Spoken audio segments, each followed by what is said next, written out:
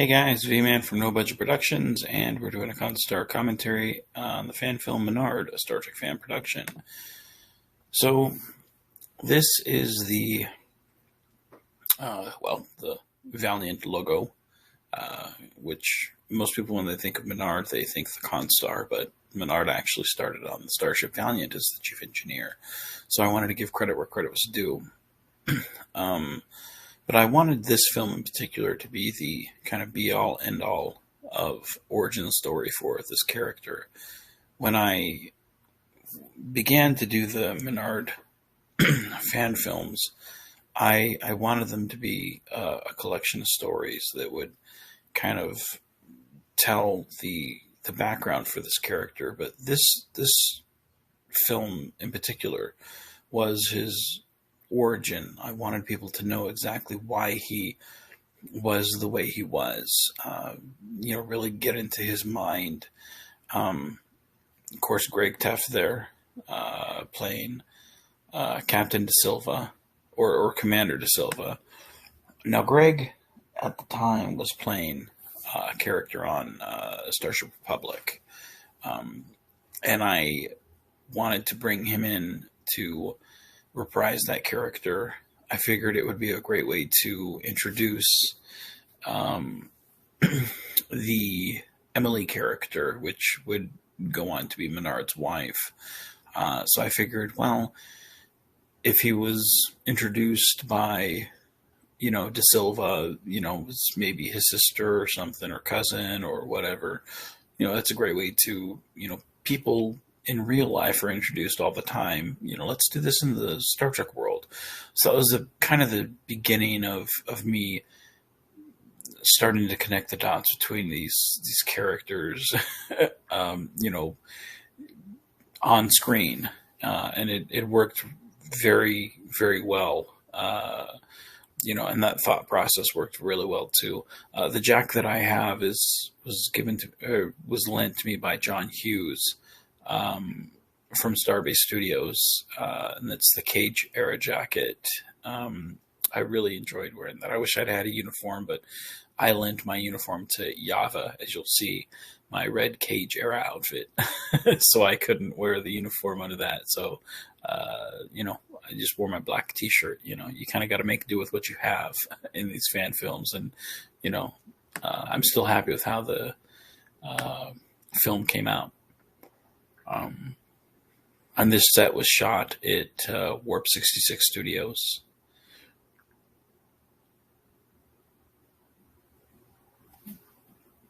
Now, at the time, I would have had my camera put on, my tripod. The mountains are kind of moving in the background, but, at the time, I didn't realize that's how we should do it, but now I do.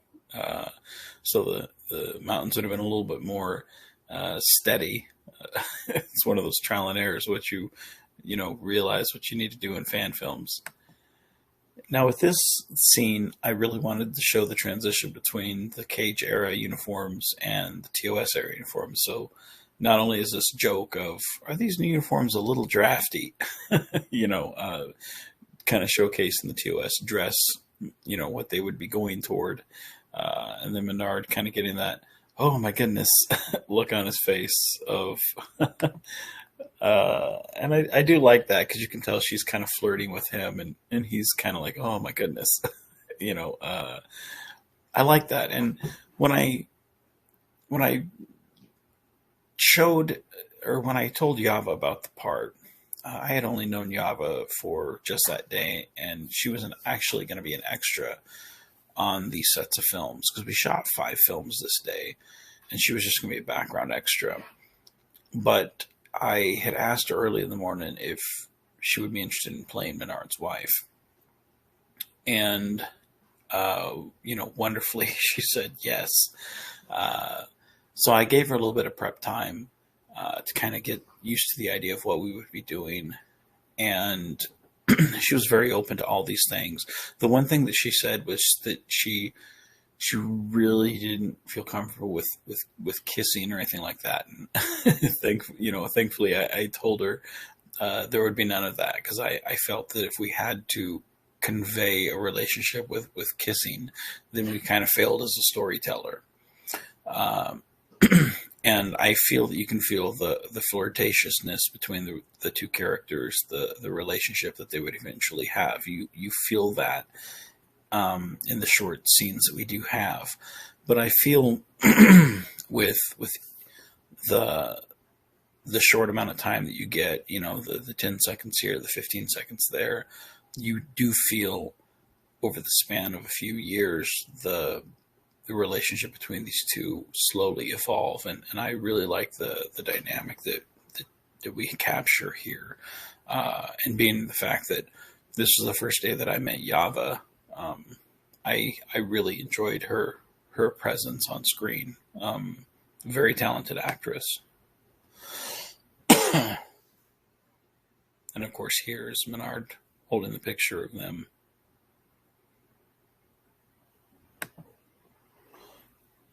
Uh, so this is, her asking him, them talking about their quote unquote walk in the arboretum or whatnot. I like the fact that it keeps going back to Minard thinking about, him holding the picture and him remembering back, because it jumping back to these events, you're really getting inside Minard's head of like what exactly is going on. Where when the film first starts, you're not exactly sure, but as you're kind of going back through these memories with him, and it goes back, and then it comes back to Minard holding the picture, and then it goes back to the event, and then it goes back to the picture, and then it goes back to the event, and then it goes back to the picture. You're really starting to understand that you're with Minard in the present holding the picture, and he's reliving these memories. And it's much like the lens of someone who's lost someone recently. And I think anyone who's lost a family member or a close friend, they go through the same thing where they're hit by the loss and they just don't know how to take that. And I feel like it worked very successfully in this film. So that when you get these moments like you hear with Eric and Emily, it really hammers home the sense of loss that the character has.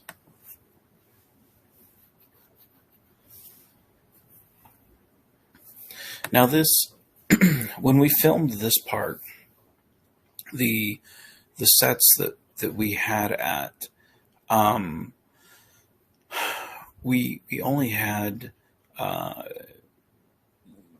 enough electricity because we were running on gas generators at the time. And if you notice in this film, we really only show the engineering station. It's the same thing with when you get to the film Resistance. We don't show any of the stations with the controls on because we didn't have enough power for everything. We had to kind of pick and choose what we had. And it's the same thing here. The angles that we shot at, we had to really showcase what we could turn on and what we couldn't. So we had to use, we were very tricky on the camera angles we had. But that's really why we didn't turn the cameras all too much. And it's the same thing with in the fast forward section of the Valhalla Stone. When we get to the Mirror Universe part, when you see all the bridge stations off, and that's why there's nothing really on. Film in Resistance, same thing there. We really we had to pick and choose our moments of when we had stuff on, because at any moment, if we blew that generator, we were kind of screwed. So, again, when you work fan films and your stuff is, limited, you have to really pick and choose your moments, and that was why, we really only did a few takes on this, and we were kind of like, okay, we're done. Let's shut it off so we don't overheat, But I was pretty happy with what we got on pretty much everything that day, especially shooting 5 films, which, it's pretty unheard of.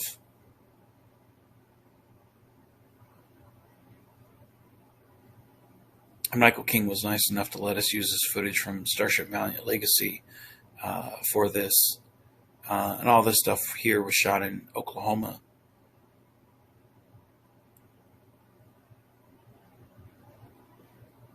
He was nice enough to let us, and then we shot this. Again, you can see, like, and this again, the with the the fact that we had, you know we had not really much lighting, really worked to our advantage here. So we, the fact that we had no power really sold the fact that our ship was damaged,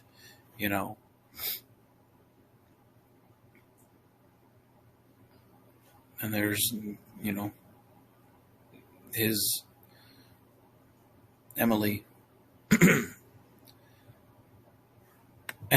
It's funny because when I try to pick up Yava here, we hadn't really rehearsed it, but in my mind I'm thinking, oh, I can pick her up because bodies are light, but they're not. It's dead weight, and I hadn't really thought about that. So I'm like, oh man, how am I going to do this? So it's things aren't as easy as they seem to be in movies or cartoons, where you just pick up the body and go. It's a human being. They don't get lighter just because they're unconscious. So I had to really figure out, like, how am I going to do this? So it was pretty weird.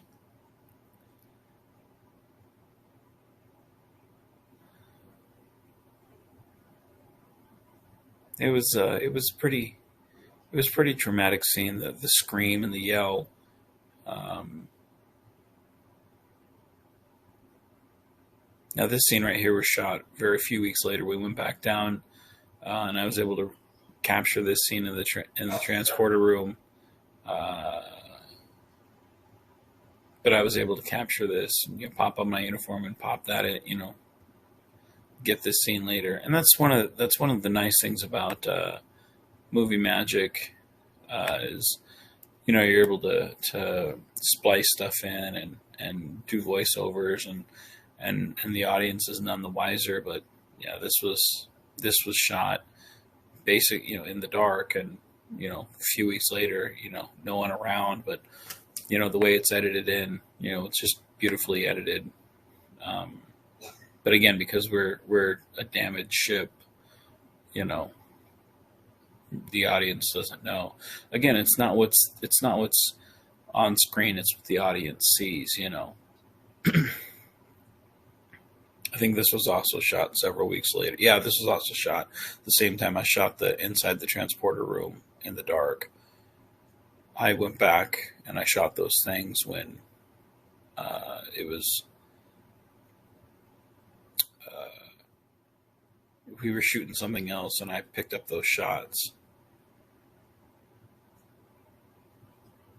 And then Gary Davis, I believe, edited this part.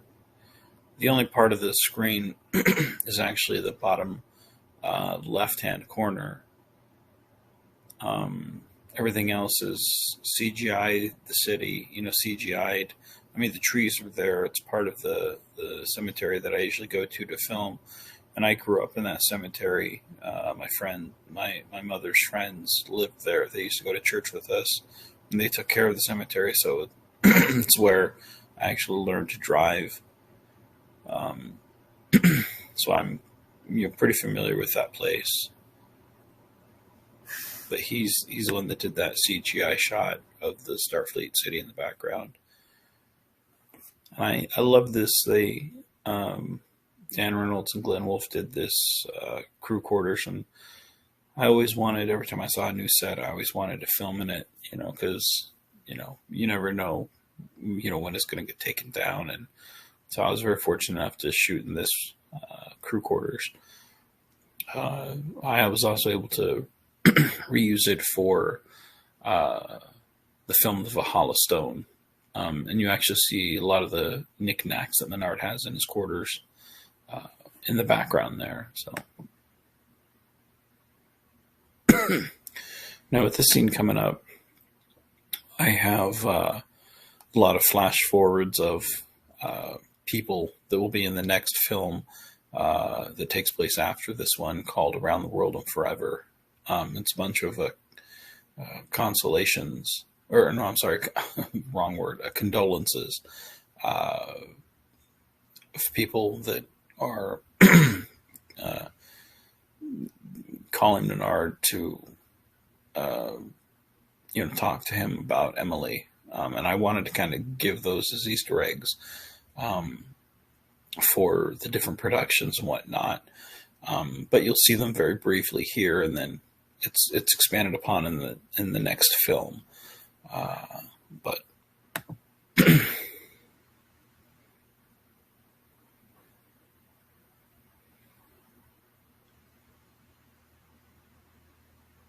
but I wanted to show here that, he wasn't alone.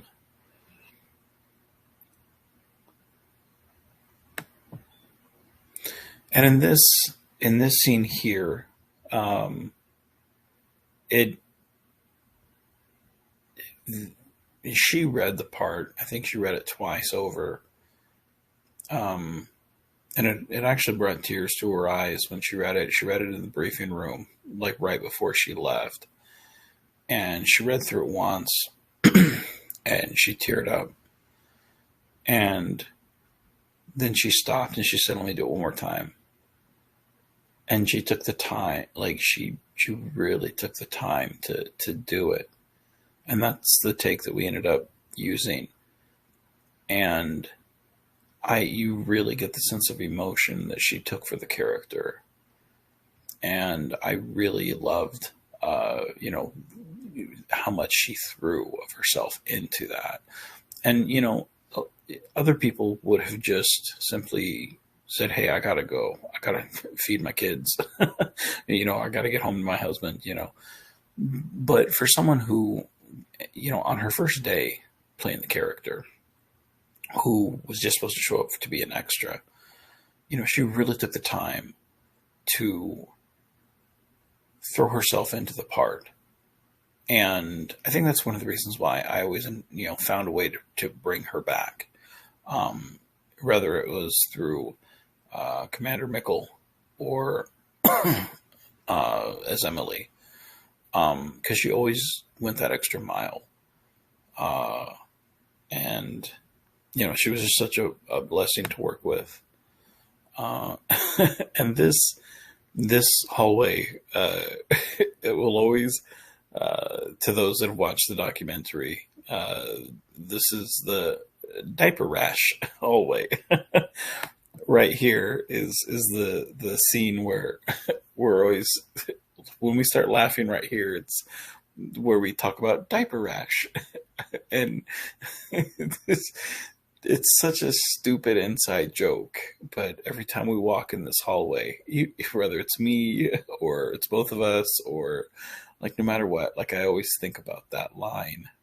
And it's so stupid, but it's funny, the things that stick with you, even years later, and it's funny because this is one of the most heartfelt scenes, and with a voiceover, but I can't help but smile at the dumbness of the acting behind the heartfelt scene, and I know you can hear the smile on my face because it's just so fun, and that's the fun behind fan films. It's not about making the most authentic, Trek. It's about having fun and making new friends, and being able to look back and tell stories about dumb shit that, I mean, what else would we have done this weekend? Sat on the couch, watched TV.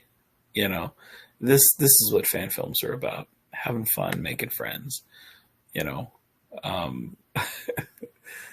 See this? We're laughing, talking about diaper rash. It's so stupid. And again, on the voiceover, Emily's pouring her heart out to Minard, talking about, you're not alone. You're never really alone. It's so silly. But, so that seems to be the origin of Minard and, and the story, of what drives the man. The whole story, I wanted to tell a story of a man who never really forgot his wife, and a love that was kind of taken away kind of before its time. And regardless whether it was, a week later or 100 years later, he never got over her. And I wanted that to be represented here. And I think we succeeded. And even though it's one of my earlier films, I think, it's one of my go-to films for, when I send people, here's part of my work, from, part of my catalog, because I think the simplicity of it's a very relatable story, and it still holds up. So, but anyway, so with that being said, I want to thank you guys for joining me. And yeah, if you guys haven't subscribed to the channel, please subscribe. If you like the video, give it a thumbs up. If you didn't like it, give it a thumbs down. Leave a comment. Let me know what you guys think. And if you guys haven't watched any of the other films, go pick out a fan film. Watch it. Let me know what you think. Leave a comment. With that being said, everyone, be genuine, be safe, and keep on geeking on, guys.